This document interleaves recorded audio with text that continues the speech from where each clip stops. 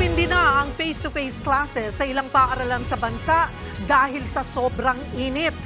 Babala ng Pag-asa, posibleng mas tumindi pa ang heat index o damang init sa susunod na buwan. Nasa frontline ng balitang yan, Simon Gualvez. Bimpo, folder, at anumang mahawakang gamit ginagawa ng pamaypay ng mga estudyante at guro sa Jose Fabella Memorial School sa Mandaluyong dahil sa sobrang init. Kahit 3 stand fan na meron sa isang silid-aralan, hindi pa rin mabit ang init. Kapag patak ng alas 12 hanggang alas 3 kasi yung last class, yun na yung oras na sobrang init. So yung mga bata, inaantok na tas sobrang init, mas mahirap pong ikot yung kanilang attention. Dahil sa matinding init, naglagay na ng mga water dispenser sa kada classroom. Hindi na rin muna required ang pagsusot ng uniform. At this point in time, importante na kung ano po yung komportable para sa kanila, ayun po ang isusuot. Ng una, para din po mas ganahan sila sa pag-aaral. Ang magulang na si Rodel, pinapabaunan lagi ng malamig na tubig at ekstrang damit ang anak. Kapag masyado na po mainit, hindi na po namin pinapapasok. Kasi baka magdugo po ang ilong, mahirap po. Dahil sa matinding init, ilang lugar sa Visayas at Mindanao ang napilitan ng magsuspinde ng face-to-face classes ngayong araw hanggang bukas. Kabilang ang Isabela, Silay City, Hinubaan, Ibi Magalona at Bago City sa probinsya ng Negros Occidental.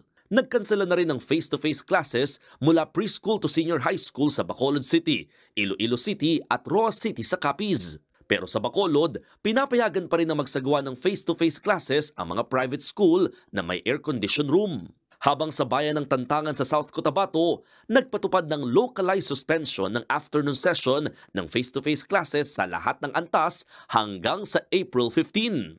Base sa DepEd Memorandum noong 2023, may kapangyarihan ng mga school head na magsuspindi ng in-person classes kung hindi na akmang panahon sa pagkatuto. Pwedeng magsagawa ng mga modular distance learning sa mga panahong yan. Sa taya ng Pag-asa, posibleng pumalo sa 42 hanggang 43 degrees Celsius ang heat index o damang init sa 4 na lugar sa bansa ngayong araw. Pasok ito sa tinuturing na danger level na posibleng mauwi sa heat stroke. Ang nararamdamang init, mas lalala pa nga raw sa Mayo kung kailan posibleng umabot sa extreme danger o 52 degrees Celsius pataas ang heat index.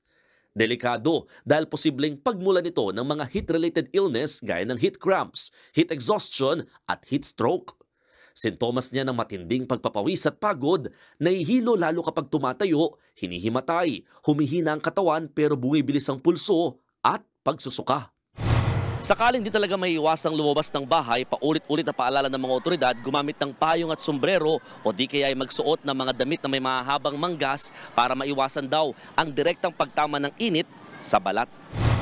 Nagbabalita mula sa Frontline, Mon Gualvez, News 5. Mga kapatid, Cheryl Cosim po, huwag maging huli at maging una sa lahat sa balitaan. Para sa tuloy-tuloy na talakayan sa Frontline, mag-follow at mag-subscribe sa social media pages ng News 5.